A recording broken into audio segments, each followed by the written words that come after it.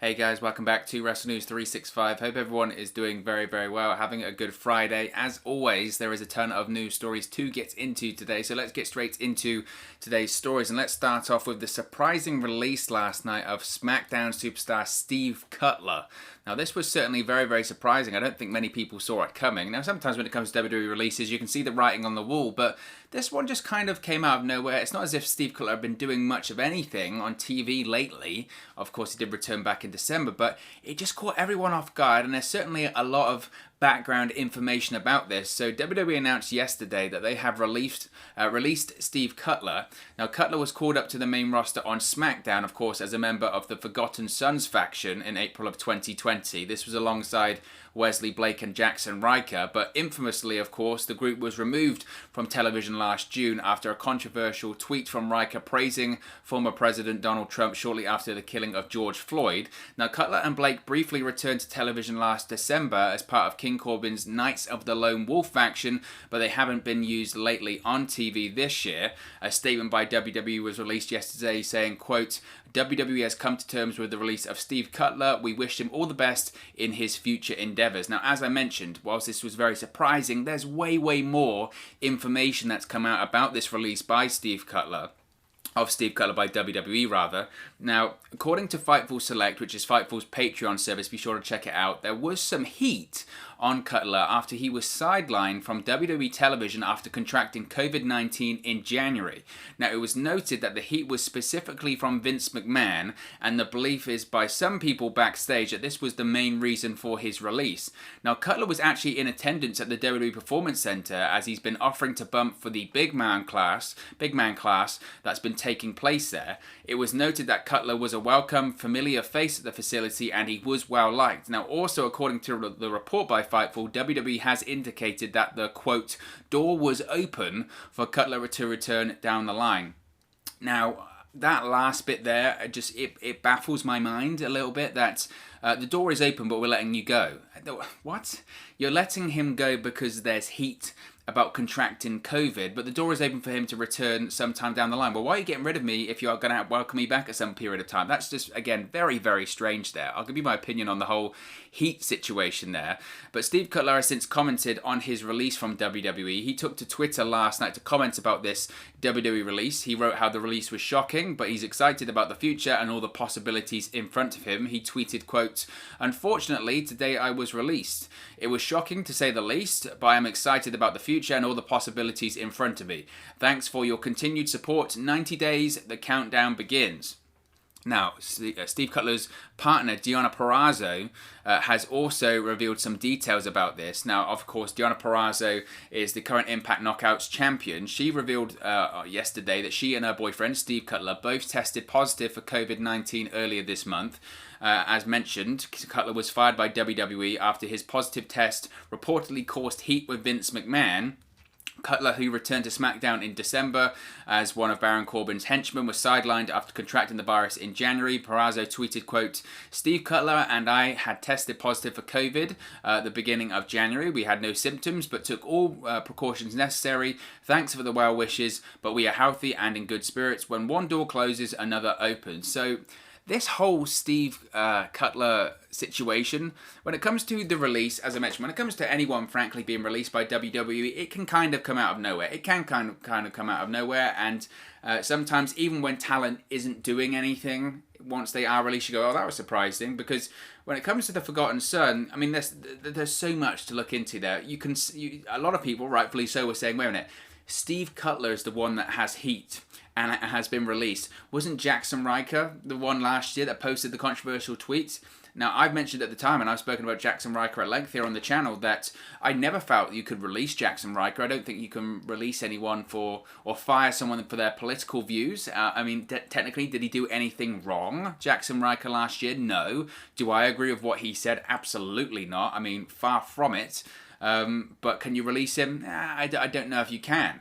But on the flip side of things, the guys that didn't do anything wrong, Steve Cutler and Wesley Blake, they were off television for ages. They finally get a shot back on television, which they deserve. I mean, they were caught up in the first place, and it wasn't them that was posting those controversial things to Twitter. That's not their fault. And then Steve Cutler gets released because he has heat because he has COVID? Are you kidding me? This is a pandemic. Heaven forbid. He's got heat because he contracted COVID. Well, what? Isn't that par for the course? I've said this time and time again. If you're going to run shows during a pandemic, you're going to have to expect people are going to contract the virus. I mean, that's going to happen. You run that risk. So, I mean, I don't know if Vince McMahon has heat with Steve Cutler because of the way that he contracted it, but he doesn't know that. He doesn't know if he wasn't taking precautions. And frankly, if he's going to be angry about people not taking precautions, not taking the right precautions when it comes to this pandemic, I mean, talk about glass houses and throwing rocks. I mean, this was a company that didn't do any form of testing until June last year. It didn't have any mask mandate. It didn't have any hand sanitizing.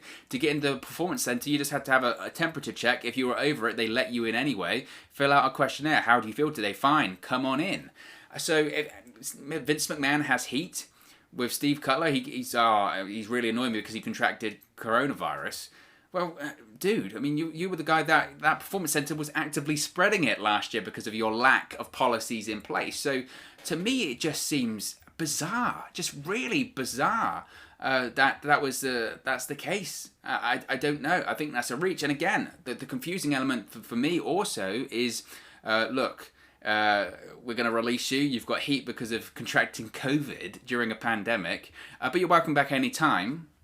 What? Talk about conflicting messages. All of it just seems very, very odd. Very odd. So, I mean, I feel bad for the guy. Maybe it's the best thing to happen to him, but just seems very strange. Very strange. And one of those things, I guess, if Vince McMahon doesn't like you, you're done. You're done. It's very, very odd. Very odd. And this is the same week that, Lars Sullivan got released, and I know more stuff's come out about him, about his sort of mental state of affairs, which I do sympathise with him. But this was a guy there that got millions of chances, and Steve Cutler contracts COVID, and that's enough to release him during a pandemic. Are you serious? And yes, he was taken off of TV once, but that had nothing to do with what he did or said. And yet the guy that said it is actively on Monday Night Raw now in a featured position with Elias. Pro wrestling is not fair, apparently, is it? Now let's move on to WWE's finances, because yesterday was the WWE disclosing their financial results and their Q4 earnings call to their shareholders. Always very interesting to hear about how well WWE are doing, what the higher-ups, the officials in WWE, what their spin is on how well or not well they are doing. So certainly very interesting. So WWE has announced their Q4 and full year 2020 financial results, noting that the company, like they do every year, achieved record results for the year despite the pandemic. They say this every year. While Q4 revenue was down 26% to 238.2 million, overall revenue for that year was 974.2 million, which represents an increase of just 1%. But it's an increase, right?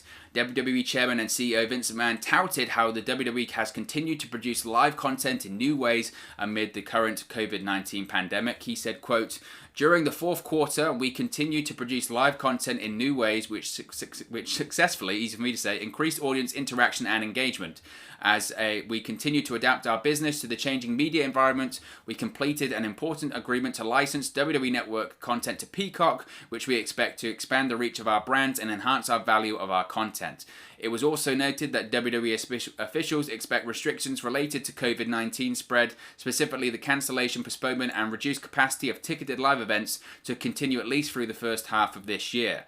Now, obviously, there is way more to break down on that. I mean, I could go through all of these numbers, but it's ridiculous. But it's funny because when you look at a business like this, and you look at the way they spin it. I mentioned this last year. I think it was the first quarterly earnings call that WWE did. They released all of that talent right before it. They released all of that talent, or do all of those cutbacks, so they can say to their shareholders and their stockholders that despite the pandemic, we're doing record numbers still. Why? Because we released like 25% of our workforce. And this time, just before the earnings call, what did they announce? They announced that streaming deal, that streaming license with Peacock, which is a very good deal, and it's very good business. I'm not criticizing that whatsoever.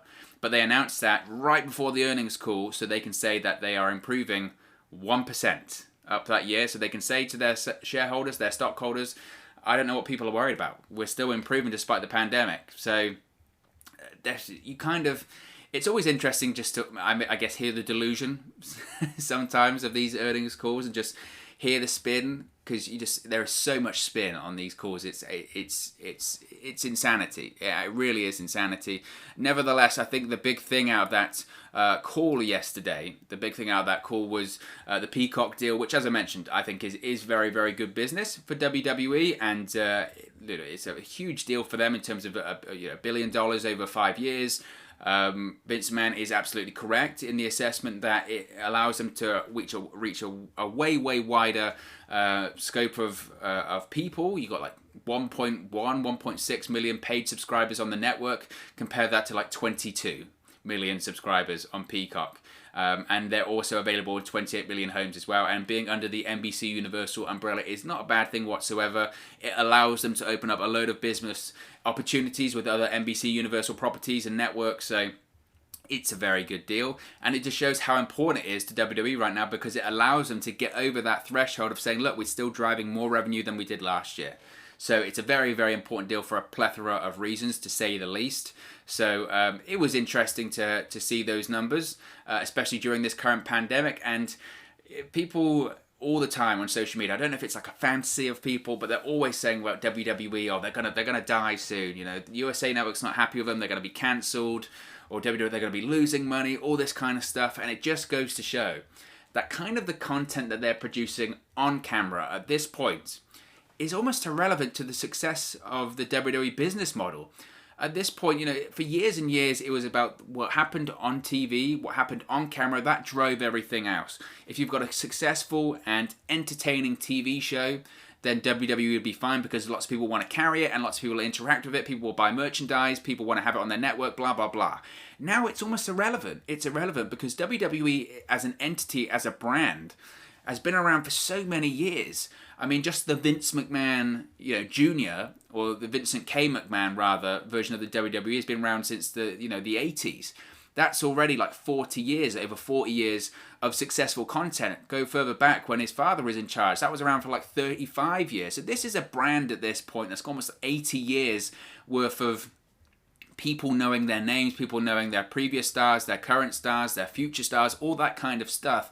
And when you've got a brand that's been around that long, what they're doing now almost isn't important. It's almost not important. Just the status of the name WWE, or just, I don't know, people wanting to have all of that content on their streaming services, or people wanting to be promoting that brand. I mean, it's such a powerful brand overall, and such a powerful company that its product is almost irrelevant, and the quarterly earnings calls kind of reflect that. And it's kind of scary, because if that is the case, then we can complain and moan and criticize and praise all we want, but it doesn't matter at the end of the day. And that's quite a scary thought, isn't it? That's quite a scary thought. Speaking of that earnings call as well, Vince McMahon made an interesting comment about live events, because WWE reported their 2020 financial results yesterday. In addition to generating their highest annual net income in 2020, the company also had their highest annual revenue in history. They spoke about, as I mentioned, the live events. And he said, Vince McMahon, WWE Chairman and CEO, said, quote, looking ahead to 2021, the challenges of a COVID environment, it continues on. We expect a gradual return to ticketed audiences, and something that is okay. We're going to have live events, but will the live events make any money? Are we going to have 20% capacity, 30%, 40% to where you break even? I don't think anyone has a handle on exactly what's going to happen. While the time frame to a return to ticketed events remains fluid, Vince McMahon noted they are ready to return to live events once they are able to. He noted they could turn around a live event in just 6 weeks when they're able to do so. He said, quote, we are ready.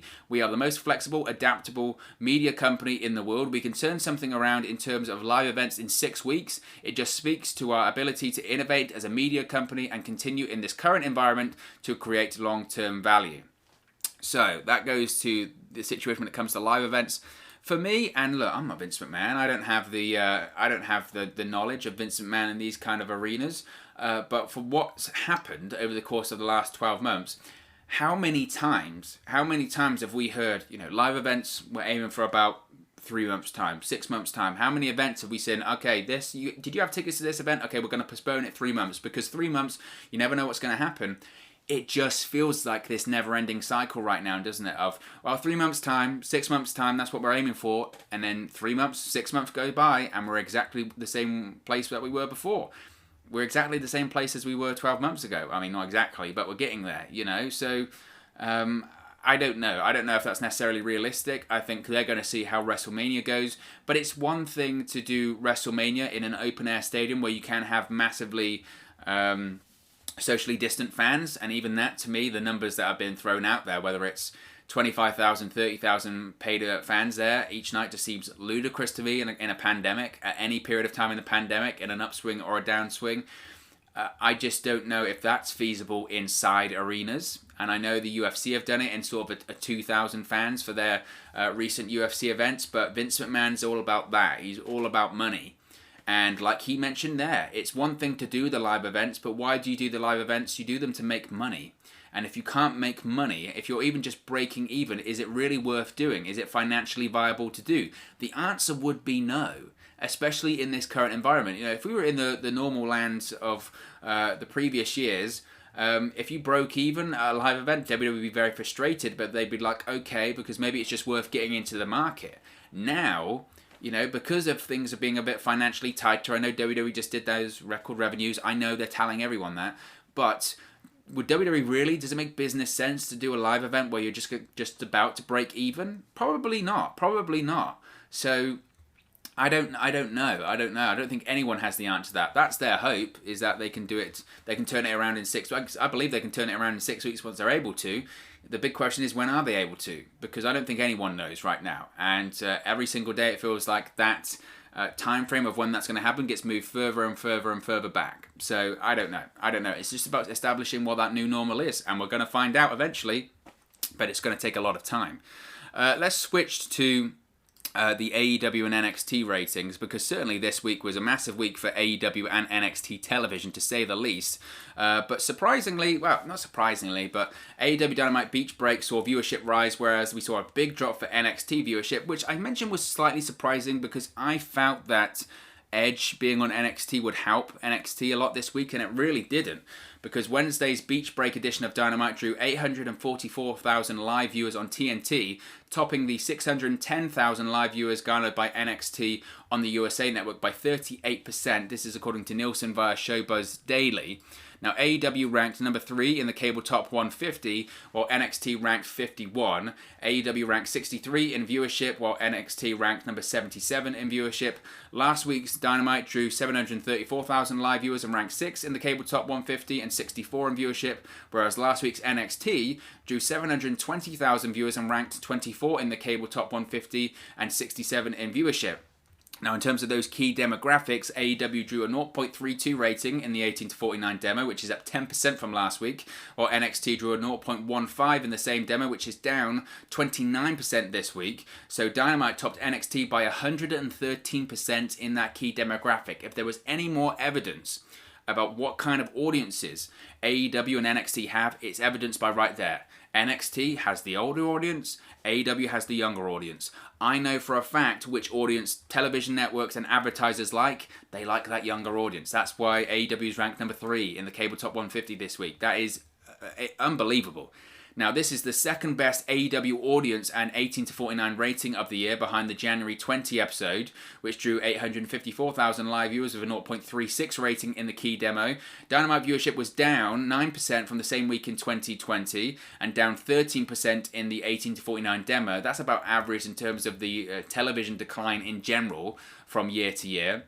But in terms of the NXT situation, this was the second worst NXT audience of the year, behind the 551,000 live viewers the show drew on January 13. This week's NXT viewership was down 21% from the same week in 2020 and down 32% in the key 18 to 49 demographic. Now, I mean, there's a lot to look into there, to be honest. And again, when it comes to ratings, they don't tell the whole picture. I get it. We've said it a million times here. I really did think, though, it would be closer. The reason I felt it would be closer was the fact that they were going to have Edge on NXT.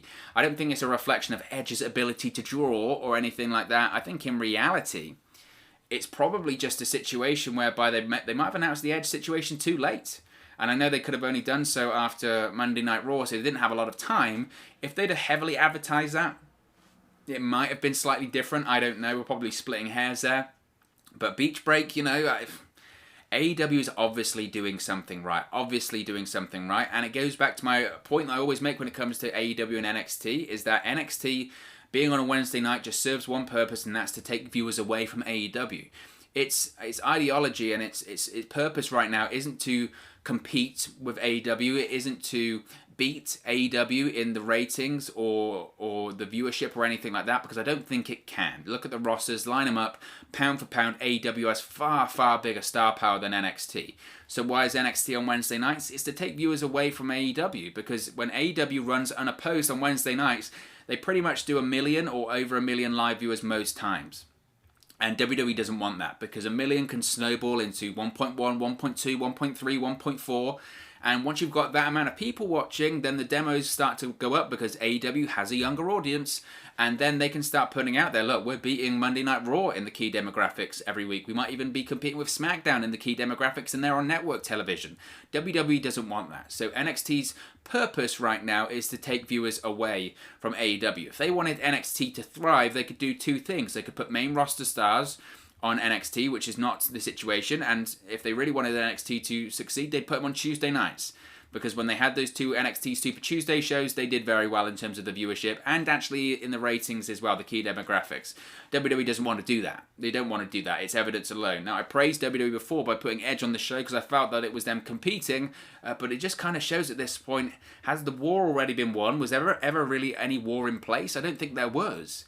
So it was surprising. I didn't expect the gap to be that big. I personally felt maybe Edge could put him over the edge a little bit, pun intended. So that wasn't the case. And if you're NXT now and you're WWE, you must look at themselves and say, look, we had Hall of Famer, Royal Rumble winner on the show this week, advertised, and we got crushed again.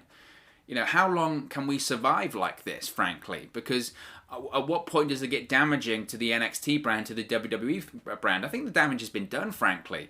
Any indication that NXT could ever compete with AEW died pretty quickly in those first few shows back in 2019, when it was every single week, bang, bang. AEW was just so far away from NXT, and it gets to the point now of, when do you move NXT for the betterment of NXT? You know, when does it not become about taking viewers away from AEW, and when does it become about, actually, maybe we need to do this for the brand and actually improving NXT? So it certainly is very interesting when it comes to that. Speaking of AEW as well, that big main event has been announced for next week. AEW has confirmed the big Falls Count Anywhere Anything Goes main event for next Wednesday Dynamite, with New Japan star Kenta and AEW World Champion Kenny Omega taking on Lance Archer and being billed as the IWGP United States Champion Jon Moxley. Now, of course, Kenta Wednesday night made a surprise appearance on the Beach Break edition of Dynamite when he attacked Moxley following the main event, which saw Omega and Impact World Tag Team Champions the Good Brothers defeat Moxley, Pac, and Rey Fenix. After the match, a big brawl broke out, Archer hitting the ring to help take out the Good Brothers. Kenta then made his AEW debut as he took out Moxley with a GTS. So, Tony Khan, after you had that segment after Dynamite where Kenny Omega was with Kenta in the parking lot and Kenta told him where to go, basically, Kenta spoke about he's just here to attack Jon Moxley, and Kenny Omega's like, oh, we can have a tag team match next week. Well, Tony Khan has made it official, so we have that match next week. And just how wild is that picture? How wild is that picture? Because look what you've got in it. You've got Kenny Omega, the AEW World Champion. Behind him, you've got the Impact Wrestling Executive Vice President, Don Callis. You've also got the New Japan star, Kenta, wearing a Bullet Club shirt. You've got Lance Archer, and you've got Jon Moxley, both AEW stars, but Jon Moxley is holding the IWGP United States Championship. He's being billed as the IWGP United States Champion. Talk about crossovers, talk about Clash of Worlds. It is so much fun. It really is so much fun. I love the IWGP United States Championship as well. I think it's an unbelievably good-looking bout. So, I mean, I'm just so excited. I'm so excited, and people have been talking about this, and I think it's really interesting, given the fact that AEW, Impact, AAA, NWA, and possibly New Japan are all working together right now. Think of the show they could do. Think of the show they could do. Talk about All In, way back when, and it was a sort of cross-promotion of a Ring of Honor, New Japan, and the indie scene as well, and everyone came together on that show, and it was a miraculous show. Think what they could do. Think what they could do, all of those companies coming together.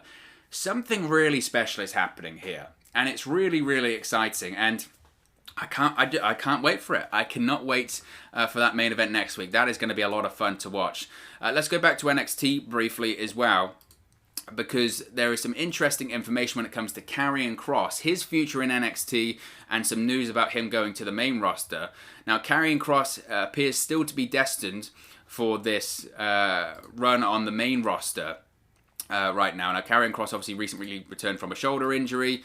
He's feuding with, looks like, Santos Escobar on NXT right now. But Karrion Kross remains destined for a spot on the main roster. It was noted in the latest edition of Wrestling Observer Radio that Kross is being fast-tracked for a main roster spot. Kross is being groomed for a main roster spot as officials can't wait to get him on Raw or SmackDown. Now, at the time, there's no word yet on where Kross will end up or when he will end up on Raw or SmackDown. But it was noted that he has to, quote, get through his NXT run, which he's on the way through.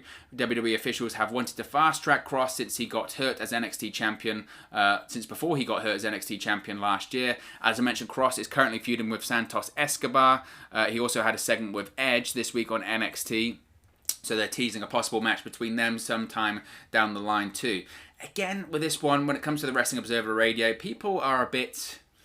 They'll hear opinion on the Wrestling Observer Radio and take it as fact. Now, this one has been reported before that WWE officials, Karrion Kross, as soon as he signed with WWE, he was going to have a short run in the company in NXT before going to Raw or SmackDown. They reckon the shoulder injury maybe added a couple of months onto that, but it's still going to be the case right now. I don't necessarily see this as massively, insider information or backstage news. It's the same news we saw before. Look at the guy. Look at the package that they have there, Karrion Kross and Scarlett. That is money. That is money, that is main events, that is world championships. I think Karrion Kross is going to have huge success on the main roster. Why? Because, again, you just have to take a look at him. It's the same as Damian Priest. Vince McMahon will look at that man and say, man, that is money. It's exactly what Vince McMahon likes. And he's got a lot of star power. Scarlett is an absolute knockout as well, impact pun there. And, of course, they're going to be massively successful. And, of course, we mentioned it there. We mentioned it there about... the situation with NXT right now. Is NXT this big thriving brand? No, it's not. So WWE will look at it and go, look, okay, they're doing not amazing numbers on Wednesday nights. Get him to the main roster. Get him to the main roster, and let's make some real money. And I think that's probably going to be the situation with Karrion Kross there. There's some information as well about WWE Hall of Famer Devon Dudley, because he has revealed that he recently suffered a stroke. In November, WWE Hall of Famer and current WWE producer Devon Dudley revealed he was suffering from some health issues. At the time, he said he was hanging in there and waiting to see what the doctors would say. But on a recent episode of Table Talk, Devon opened up about a stroke he suffered from. He stated that he's doing better now. He said, quote, I had a stroke and I'm doing so much better, man. I'm back to my normal self almost. Now, Devon didn't go into any further detail about when he suffered this stroke, but obviously we wish him the very best, and hopefully he is well on the road to recovery like it seems he is, and hopefully he gets back to his normal self soon. So encouraging news there when it comes to Devon Dudley's health. And finally, there's some information when it comes to former WWE superstar Tyler Rex, as he has announced his gender transition. Former WWE superstar Tyler Rex, Gabe Tuft, has transitioned into a woman named Gabby Tuft. It was announced yesterday that Tuft will explain who she really is and detail her transgender story on Friday's episode of Extra TV, which airs in syndication. Gabe is making the transition with full support from her wife Priscilla Tuft. Tuft began building to the reveal on Instagram a few weeks back, which came after he cut off his signature dreadlocks. Rex made his pro wrestling debut back in 2007 and later signed to a WWE developmental contract in January 2008, starting out with Florida Championship Wrestling, which later became NXT. Rex left WWE in August 2012 after a run on the main roster. Best of luck, of course, to Gabby Tuft with her transition. This is obviously an incredibly powerful story and a real inspiring story. I mean, given the nature of the pro wrestling business, it cannot be easy, and I can't even fathom what she has been going through. But the most important thing is happiness and health. So I wish her the very best on her transition. But of course, as always, this is just one man's opinion. What are your thoughts on the news stories we've spoken about today? Let me know your thoughts in the comment section below. I'll do my best to respond and reply to all of your comments. Really enjoy interacting with you guys, talking about WWE, AEW, Impact Wrestling, New Japan, all things pro wrestling here on the channel. So be sure to get involved in the comment section below. I'll do my best to respond and reply to all of your comments. Really enjoy interacting with you guys. Be sure to get involved in the community. Drop a comment below. All opinions are welcome. If you have enjoyed this video, please do smash a like on the like button. Really does help us out here on YouTube, go up the rankings and get into people's recommendation feeds if they haven't seen our videos previously. But most importantly, if you haven't already, please do subscribe to WrestleNews 365. You can do that by clicking the bottom right hand corner of the screen right now. Or if you wait a few seconds, there'll be a subscribe button at the end of this video, along with another video for you to watch.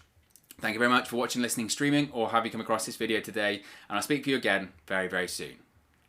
Hey guys, thank you for watching, listening, streaming, or however you come across this video today. Be sure to click on the video on the right there to watch our next video, or click the bottom there to subscribe, or the bottom right hand corner. Thank you very much, and I'll speak to you again very soon.